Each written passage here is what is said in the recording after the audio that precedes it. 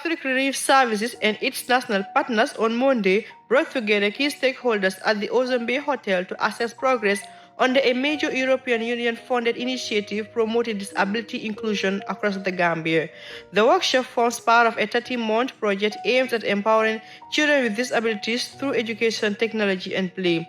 The initiative Disability Inclusive Pathways targets children living with disabilities and focuses on inclusive education, community awareness, and greater social participation.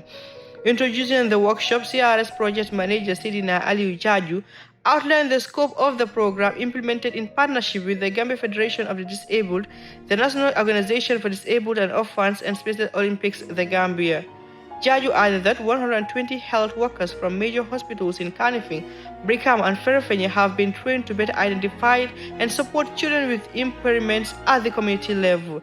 The project has also supported inclusive sports events, monthly radio programs on disability rights, and a nationwide caravan that reached over 50,000 people. Objective of the audit is to see how we will be able to close those gender gaps between the schools. And of course, also ensure that both boys and girls, have been represented and also thrive and learn as well. We've also conducted data collection for accessibility audits, and of course, in 3 weeks' time also, the report will be concluded. We've also conducted a training to about 120 staff from the hospitals that includes Kanifing, Yam General Hospital, Farafenye, KM, where the frontline workers' capacities were being enhanced to be able to identify and access children with impairment from their communities. Representing Special Olympics Program Manager Ryan Morey reaffirmed the organization's ongoing commitment to fostering inclusion through sport and community engagement. We're grateful to join partners who share a strong commitment to inclusion and to improving opportunities for people with disabilities.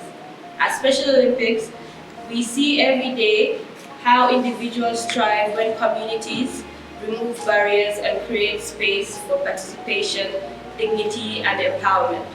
Today's meeting is an important chance to strengthen collaboration, share what's working, deepen our impact together. We want to say thank you to CRS and all partners for bringing us into this meaningful conversation.